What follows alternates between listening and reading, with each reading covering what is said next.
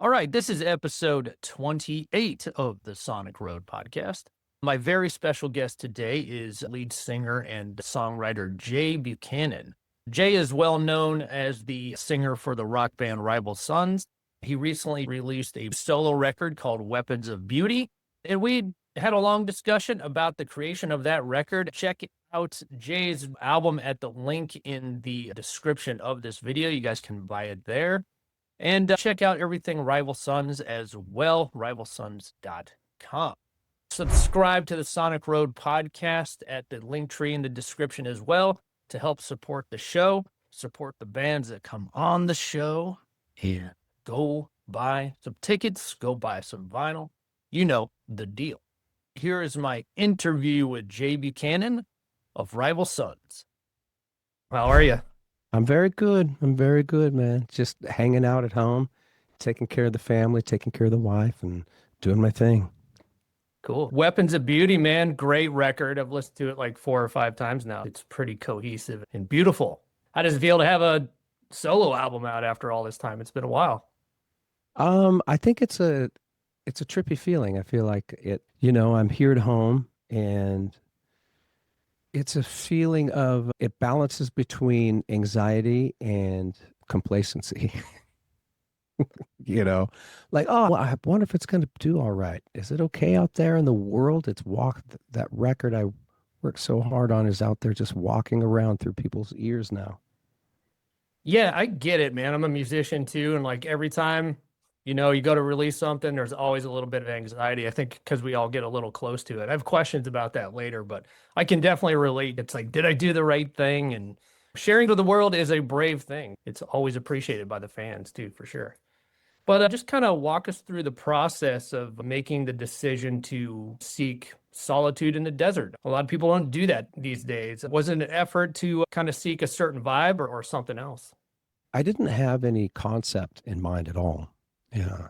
I because yeah, I'm not established as a solo artist, I don't have an established sound or anything like that. And I think that the only thing that I truly wanted was to write from a place that would be as authentic as I'm capable of being.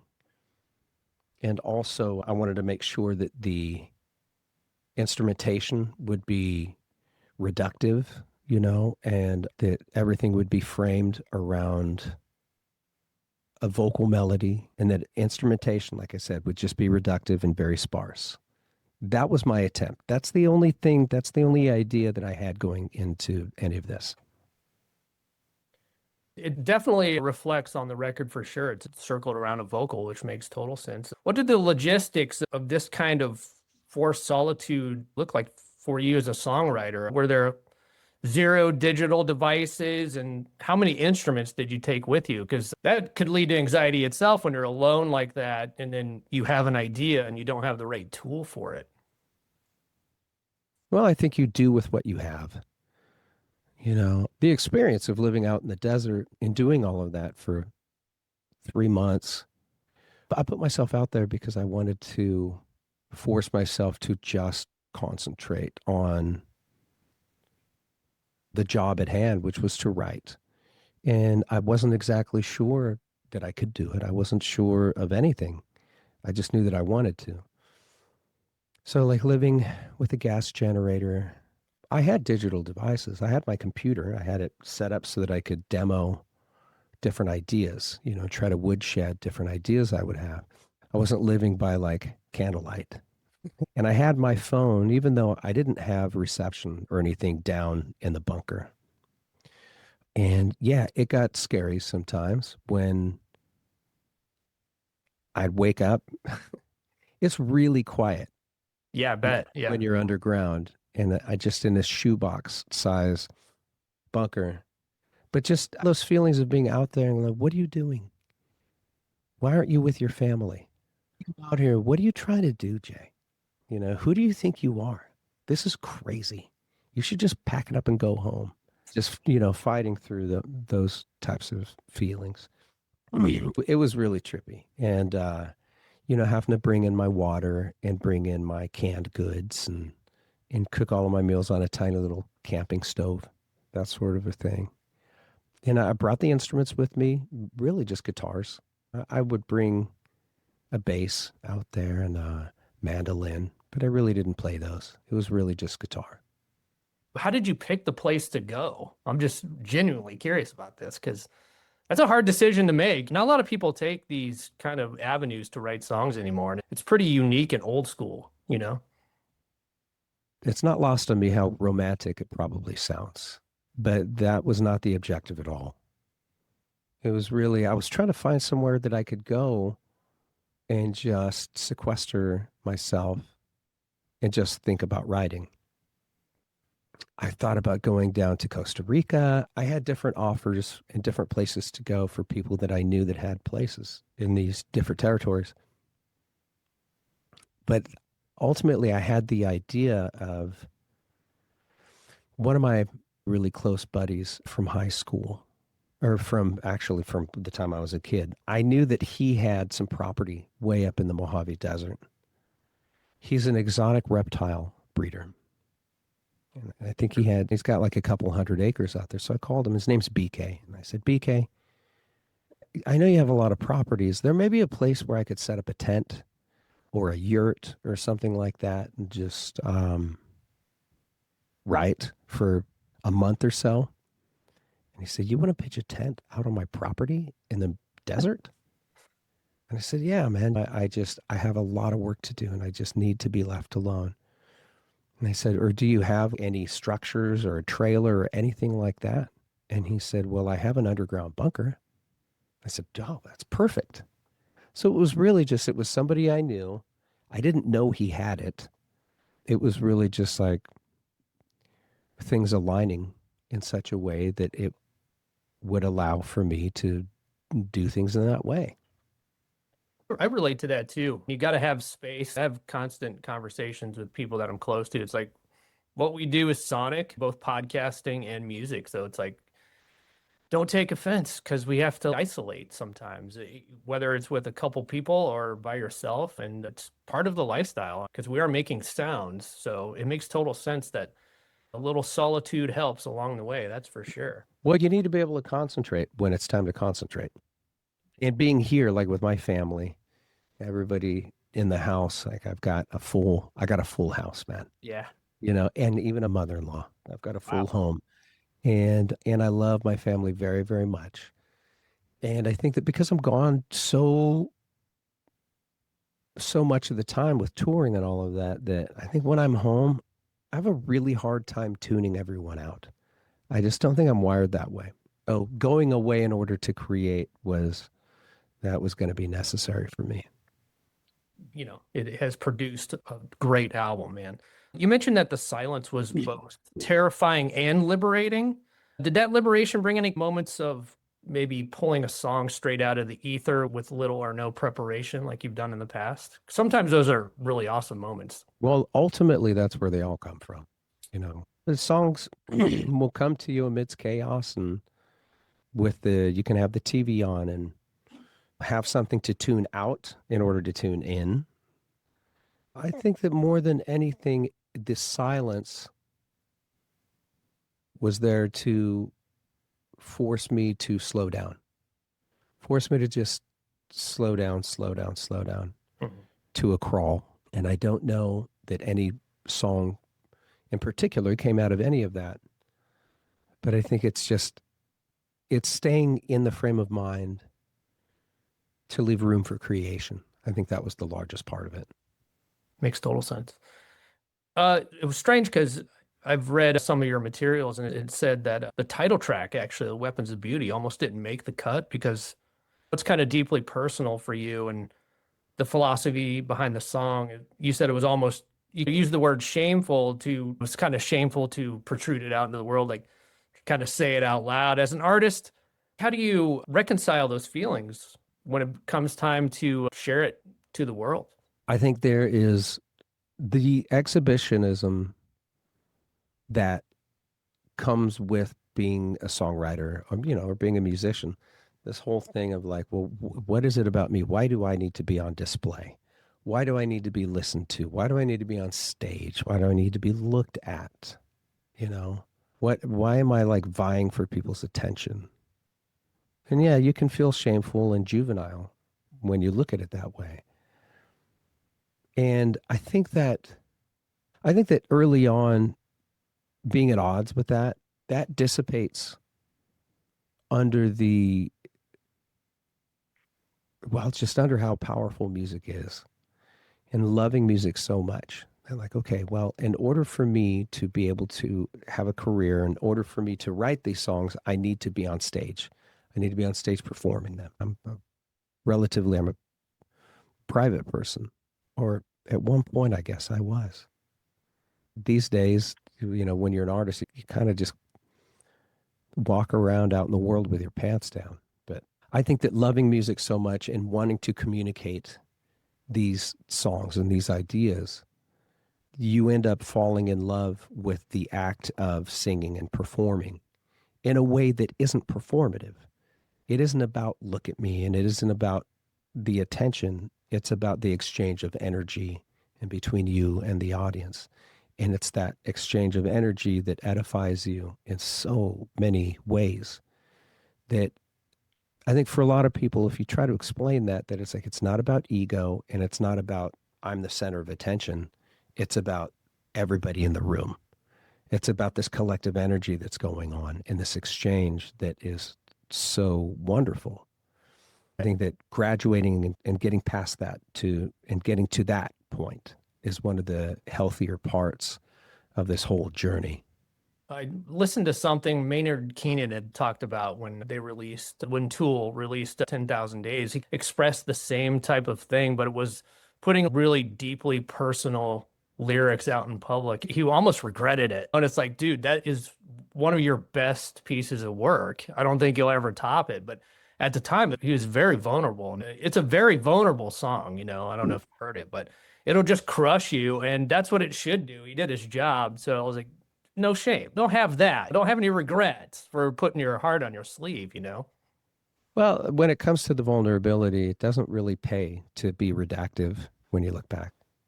You know, at least for me, I don't know about Maynard, but like, at least for me, say it if it needs to be said and do it if it needs to be done, and don't regret it, because it can be it can be a really interesting thing when you're sitting back and trying to write a song, the song that doesn't exist yet. You know, you can get in your head about it and you think, well, what in the world is inside me that is so goddamned important that I need to make it a song for everybody to listen to and that's going to live for the rest of my life?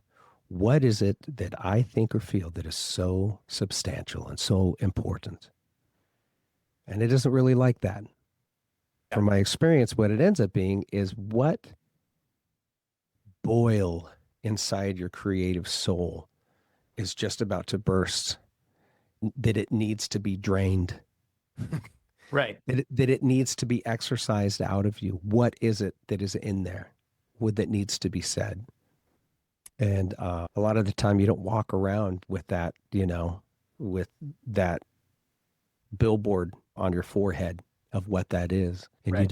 you're not altogether aware of exactly what it is, you know? Right. So this is around your 10th album working with Dave Cobb. Yeah. How was his approach different this time from, you know, Rival Sons to the solo work? I don't know that Dave's approach was all that different. Dave is pretty consistent in his approach, you know. Mhm. It's what you come in with as an artist into the studio. That's my experience with Dave. And I had songs and I came in with songs and I had handpicked a great band. We got in there and there wasn't a lot of production going on, you know. It was just setting the tone and creating a great environment. And, you know, one or two songs, a few songs that I had, Dave had some great ideas like, oh, we'll throw this chord right there instead of that other chord. Try it. Oh, hey, man, that sounds great. Thanks. But I think working with Dave, the most important thing is trust. You know, is trusting Dave. And I do trust Dave. We have a fantastic relationship that I'm very thankful for. But that trust is, you got to have that with your producer. That's for sure. I'm sure you guys are really close. It's been quite a while now. It's been a long time. We know each other pretty well. Yeah, it's been fun to watch how you guys started in Rival Sons all the way up until now, because that's a little bit different now, but it's spontaneous. And I think that's kind of how rock and roll should be. This record has taken you on this amazing journey, man. I mean, you started off in Mojave Desert, and it took you to Savannah, Georgia to record. What made you guys pick Savannah after the Desert? Savannah, Dave moved out to Savannah a few years back. Oh, okay. From Nashville. And he's there, and he built a fantastic studio. So that's where we recorded. Savannah is also a gorgeous town. I've heard. I really want to go. I was going to ask about the studio. When you guys pick studios, you walk into, it's like kind of like buying a house. You kind of walk in, you're going to make a record, like, you know, if this is it or not. Does that matter usually to you? Does the vibe of the room matter? It's the gear and the room. Yeah. You know, and we've made enough records and recorded in enough different places over the years, and I've recorded in many studios. It comes down to the personnel first and foremost. You know, you've got to have the right personnel. But with the studio, going to a good studio that's going to have the right vibe, the right sound, and having the right gear, I think that's primarily it. You could record a record in a hotel room if you had to. And I've recorded tracks that have made it onto records in that same way. But, you know, this studio that Dave built down in Savannah was just perfect. In fact, it's just an old house that he converted into a studio by bringing the right gear in. Those are sometimes the best, man. They make the best rock and roll records sometimes. The Black Crowes did that with their fourth album, and the results speak for themselves. Zeppelin did a lot of that stuff too, with the mobile recording studio and thing, and Headley Grange and all that. It's the spirit, I think. That needs to be retained, I think, in this rock and roll underground kind of scene that we're into. It's not just underground, but it just seems like the true spirit is going back into the underground, and these old school tactics, I think, need to stay in place as we kind of move forward in the future with all this crazy technology. I don't know if you agree, but I think it's pretty important to keep that human element and to have a project. I think, you know, maintaining a lineage, sure. But at the same time, I think that innovating with technology in a way that is going to allow the best art to be created, that's definitely the most important thing for me. Making sure that there is a forum where great art can be made. For a lot of people, that's going to be completely digital, using all plugins. Great. There's nothing wrong with that. If it's going to make a good song, you know. So walk us through the process of selecting the players for this album. I was pleasantly surprised to see that JD Simo was on this record with you. I like that guy a lot, man. He's shredded. Oh, yeah, I love JD. Yeah, what was that like? Well, the musicians, it was an easy one for me because I know all of these guys, love them dearly. And the drummer and the pedal steel player are the drummer, Chris Powell. The pedal steel is Leroy Powell, Chris's brother. Leroy also played quite a few acoustic guitars, and he played guitars on some different parts, in addition to JD's playing. Well, with the Powell brothers, I've been playing with those guys since I was a teenager. Oh, cool. And yeah, we've known each other a long time. And so it's definitely family vibe, big time. And that was a no-brainer. And then on bass, Brian Allen, who I've played with before many times on different sessions in Nashville. He's incredible. I played with him on Barry Gibb's record, on Bob Weir sessions, and tons of things. And then also, Phil Towns, the keyboard player, is incredible. I first heard Phil years ago, about 10 years ago or so. He was playing with Anderson East, and Anderson's a buddy of mine, and I saw Phil play and went, whoa, who's that guy? And subsequently, I've played with Phil many times in the studio, and he's just a phenomenal, intuitive, instinctual player. And then having JD play electric, it's really interesting. On this record, everybody knows Simo as like the guy can play. And I mean, woo, got feel he can really play. I made him play mostly acoustic guitars on this record. And it was really interesting because Simo and Leroy Powell both have huge reputations as just amazing, deadly guitar players. And so Simo walks in and he sees Leroy's like, oh, and he's like, well, okay, I'll go ahead and play electric guitar while Leroy plays his second instrument, the pedal steel. It was a really good vibe. You know, some of my favorite people. Those 5 days, they went by way too quickly. Well, Way you guys too are probably quickly. having a blast. So that's, We had fun. These sessions were such a good time. It was over too soon. it sounds like it's a live record. It sounds like a bunch of humans in a room doing it. You said there wasn't a lot of production. So how did it go? Did you just bring in the skeleton and just jam it out a few times and then? I would just, you know, I had my acoustic guitar and I would show the guys the songs. They would make charts, Oh, and you know, they're all so wow. good that it was just we'd just take a couple of takes, and then any overdubs or additional guitars, you know, we would just handle that, or just harmonies and different things like that. But it was all very much a very organic recording session. You know, we did as much live as we could. It definitely sounds live. It's a perfect sounding record for sure.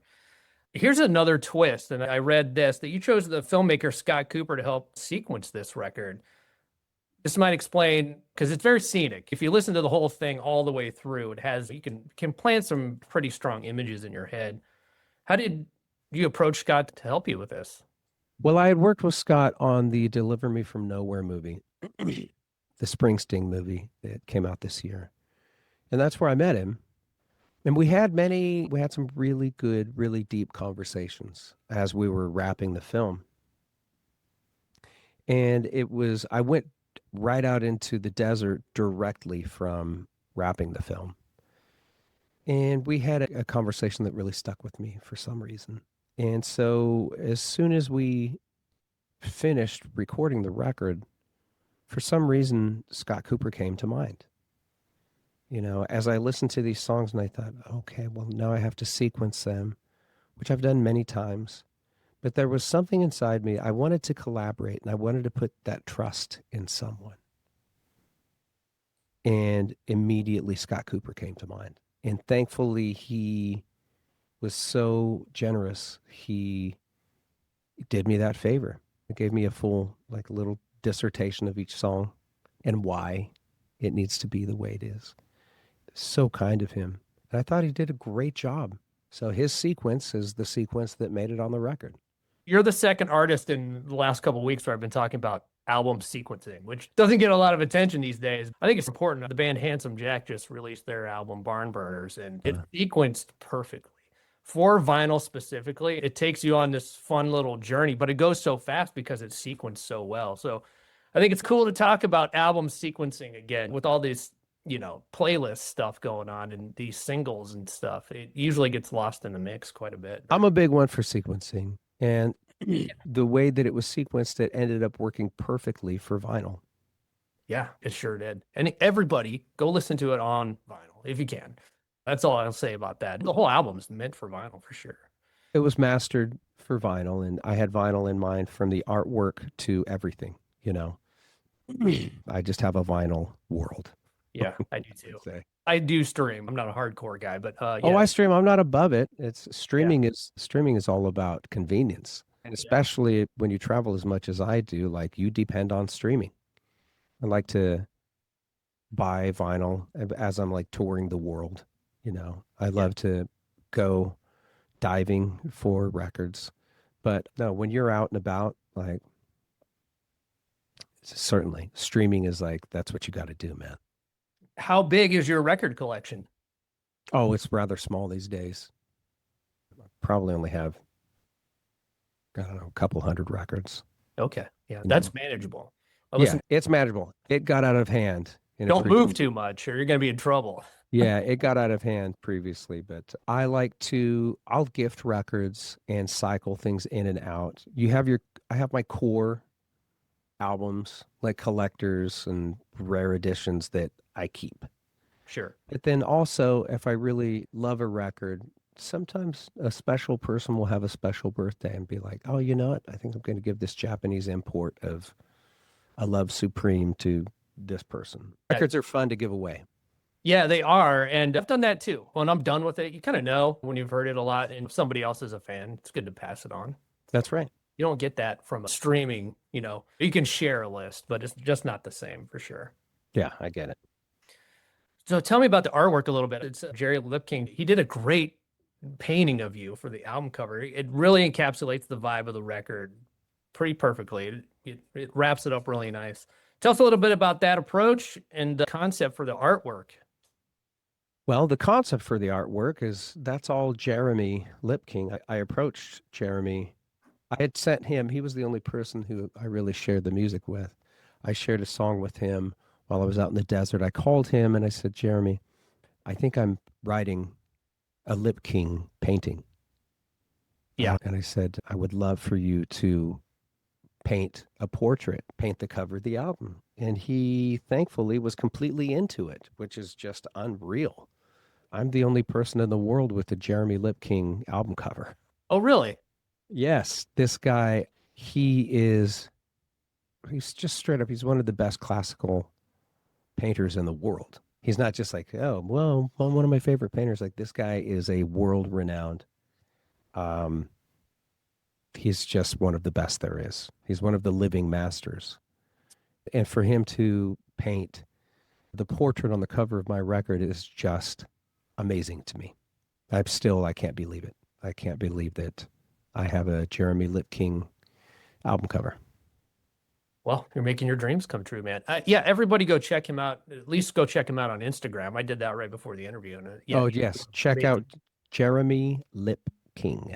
Yeah, he's the real deal. I'm just so happy that you're doing all of this stuff pretty analog and you're putting humans all involved in all this stuff. It's really cool to see. Yeah. We need that more than ever these days. I keep talking about it on the podcast, but with all the AI stuff, I think people are going to probably split off. The people are going to consume a lot of this stuff are just going to go one way. And then maybe the rest of us are going to build a stronger community in the human art space. AI's here, When it comes to art, things are going to go the way they're going to go.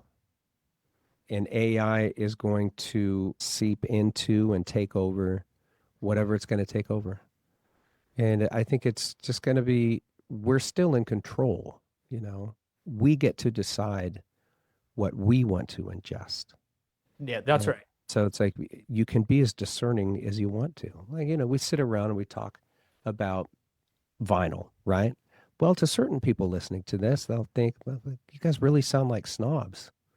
Like music is music, You think vinyl's better? Well, I like to listen. I prefer to listen on vinyl. But tell that to the person who wants to listen to music in their car. Well, like, oh, well, you need to stream, It's like, it's okay. I mean, I'm that person too. Everyone, Yeah. I am. Yeah, of course. But no snobbery involved. It's just, don't get me wrong. I'm definitely a snob, for sure. Definitely. Vinyl is number one. Yeah. Well, it depends. So we can get nerdy about it and say, if it's mastered right, Well, I have a lot of those conversations. I've actually bought some terrible vinyl before. So you got to be careful. And anybody getting into it, look into it before you go buy your records because some of them are mastered from CDs. And if you want to get nerdy about it, you got to be mindful of all of that too, if you care about the sound. So there is no shortage of poorly mixed records. Oh, yeah. And poor sounding records for sure. And there are amazing records that sound terrible, but they're still amazing records, Yeah, you're right. Some old Neil Young stuff. It's like, oh, it could have done that a little better, but the song is so strong. It doesn't matter. I feel that way about a lot of the Cream records where I listen to the production. I go, these songs are so amazing. Oh God, I can't stand the sound of this record. Yeah. The drums are terrible sounding. Yeah, these guys are playing incredibly, and boy, the production is just, I can't take it.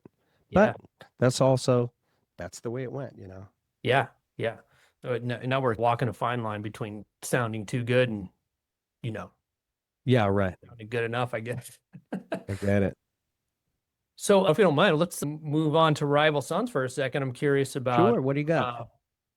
uh, 17 years, man. I think I've been a fan since 2013 or something. I came in right when Head Down came out. Mm-hmm.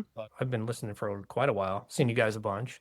After 17 years of Rival Sons, how does it feel to have the band backing you on your solo venture? It seems like you guys have built this really healthy, creative community around Rival Sons. Well, I mean, the band, it's like, these are some of my best friends, and, we've been traveling the world together for a really long time, collaborating, making records and everything. Like, I'm really proud of what we've achieved together. And, we're about to make another record. It's a hell of a way to spend your time, to travel all over the place and throw a party every night with your buddies. Yeah. And your Right? fans. Yeah. And, and to get that interaction with people, and it's really something special. But we've been at it for a while, and we've achieved a lot, and we're still going. And that's perhaps one of the things, might be the thing that I'm maybe most proud of us, is that we've stayed together. Relationships are better than they ever have been. And we continue to innovate within our own sphere, within our own universe. We continue to try to do things that we haven't done before. And I'm happy to say that. Yeah, I've talked a lot about you guys with folks over the years and your whole approach to the business side of it. It's always just been really artist centric. You haven't let the business gnaw at you in any way. You guys seem pretty independent, and that's really an important thing to be, especially a lot of musicians and artists struggle with the business side of it. So you guys seem to have that really focused, and you're all, on the same page, and it really breathes new life into the art. It gives you so much freedom pretty much to do whatever you want. Well, we try to maintain that autonomy.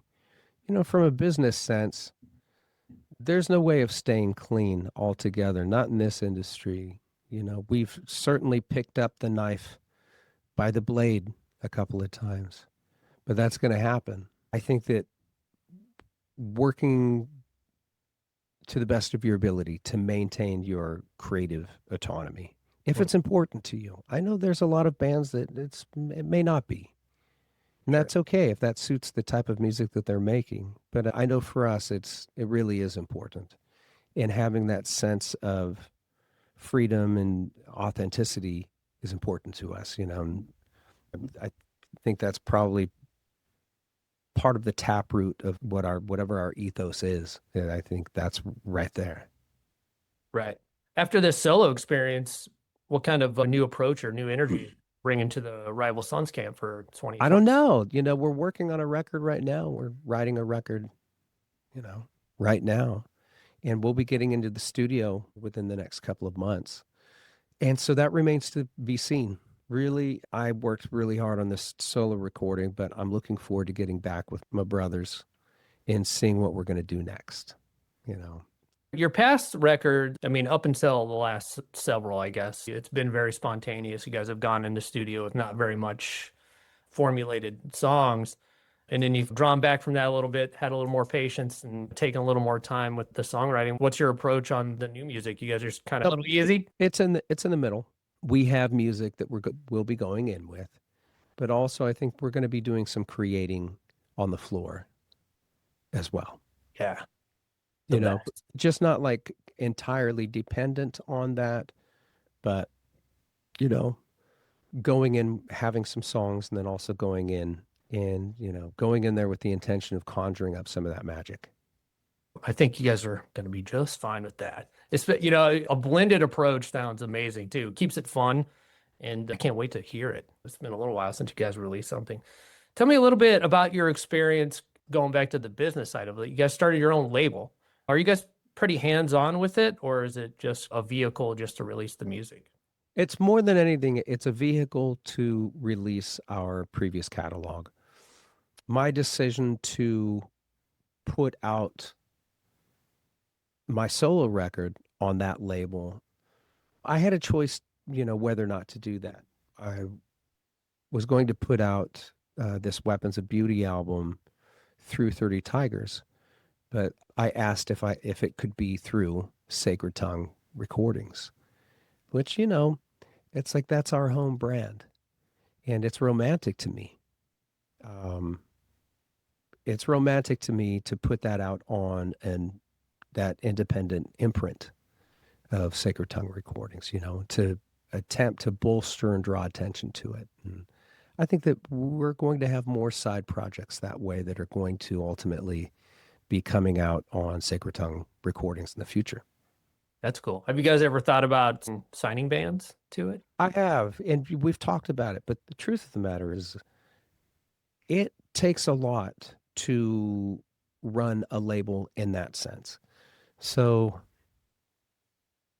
for me, releasing this album through our own label, I'm having to head up and management and everything, having to oversee every little thing. It's a lot of work.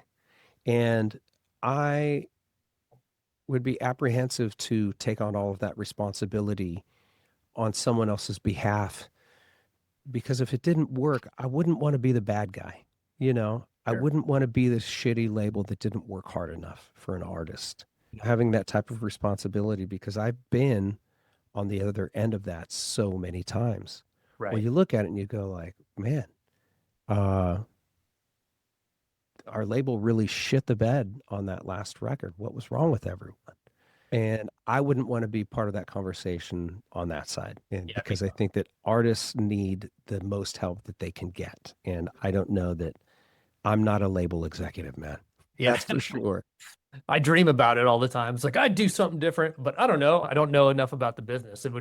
It seems like a dream job though, to run a lot of work goes into it. I've worked with a lot of A&Rs, and I've worked with a lot of label presidents, and, had quite a few record deals, and it's a lot, man. It takes a village, from radio to publicity to everybody, product management, like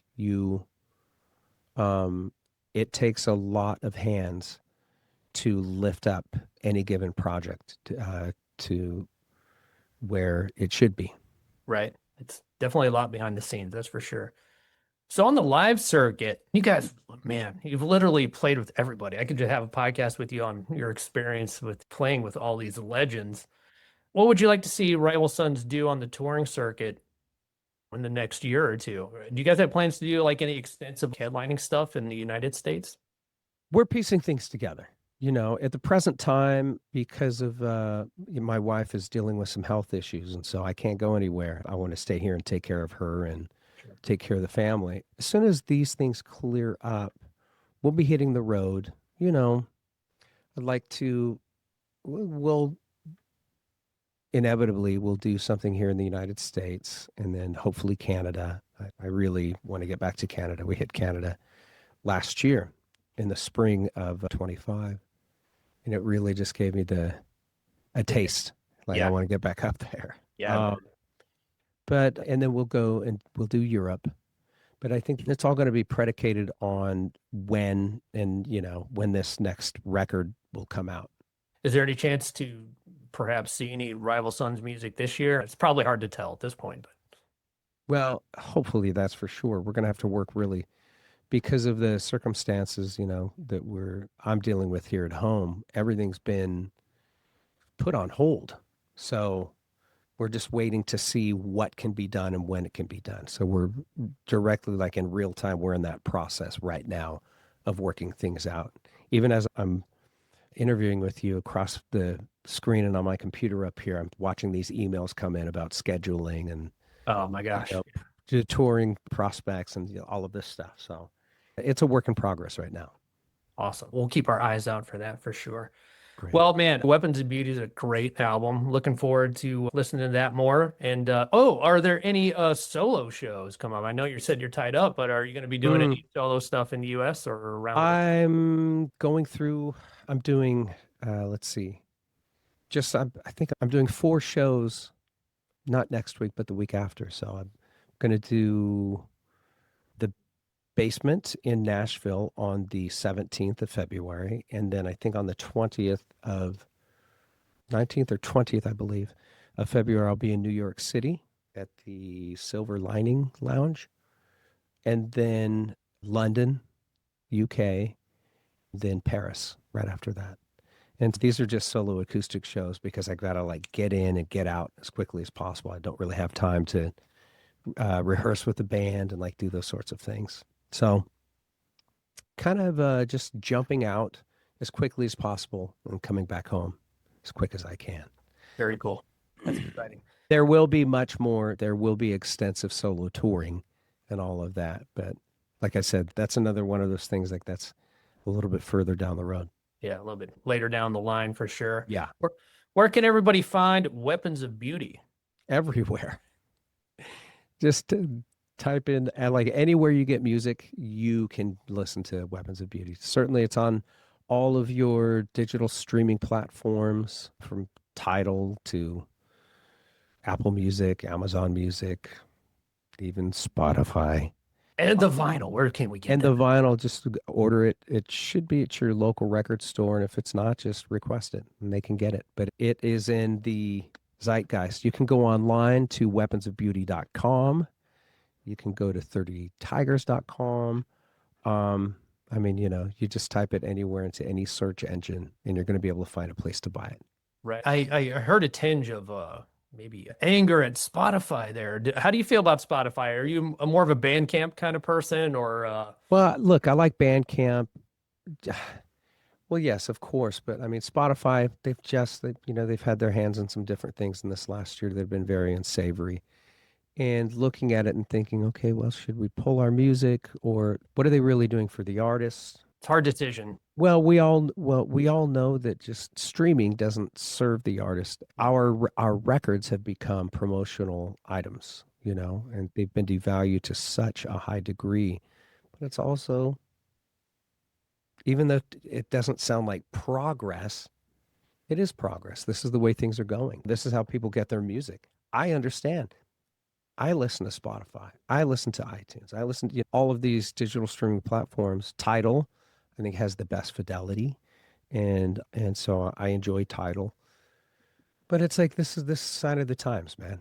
And I can go back and I buy vinyl and I'll listen to vinyl.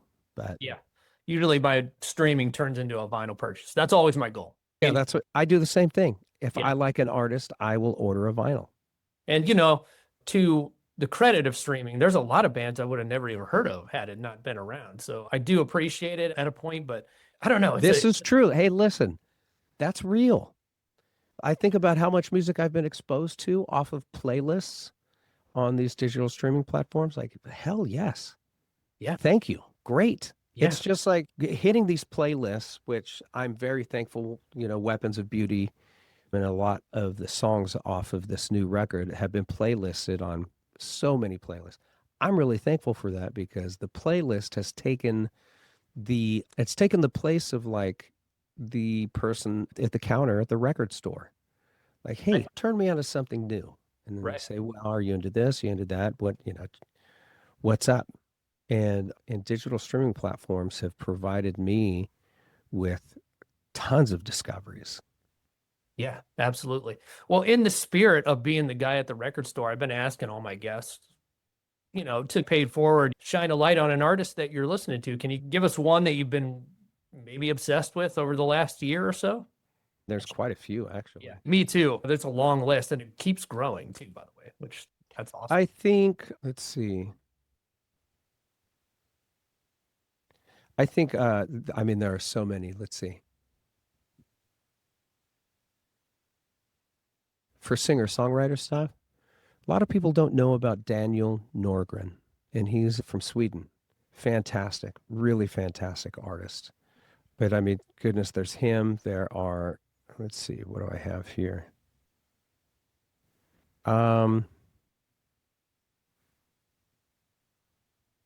If you haven't listened to Fela Kuti, go buy a Fela Kuti record because that is life-changing.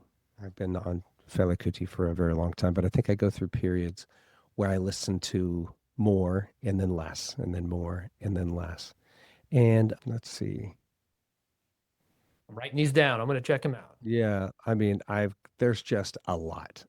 You know, Yeah, it's I'm overwhelming. looking at this stuff like a ton.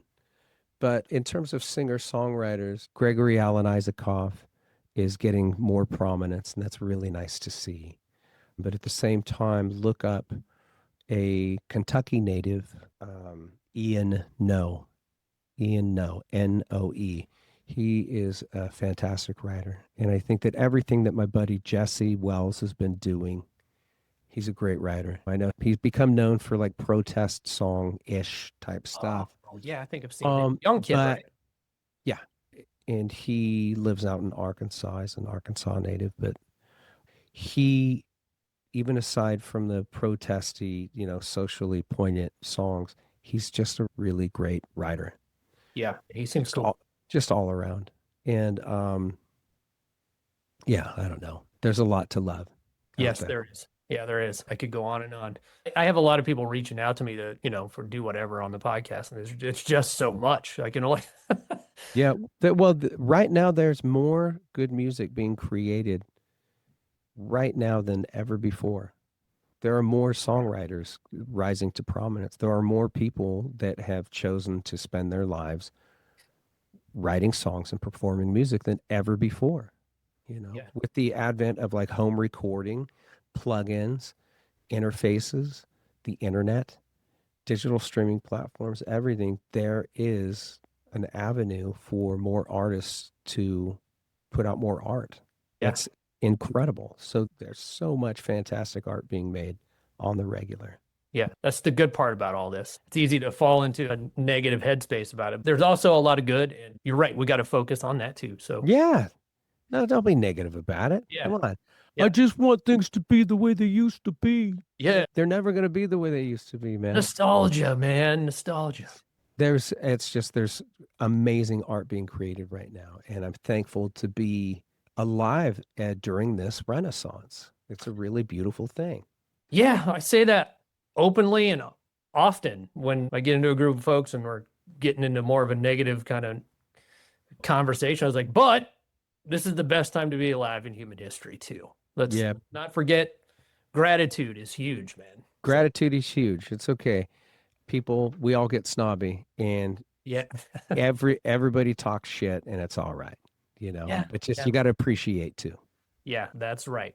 Well, thanks for talking to me. I'm a huge fan, been a fan for a long time. Love the new record. And yeah, everybody go check out Weapons of Beauty. Go check out Rival Sons. It's all over the place. And we'll leave it at that for now. Hopefully you can come back on sometime in the near future and we'll talk more Rival Sons. But that'd be awesome. Thanks so much. Take it easy.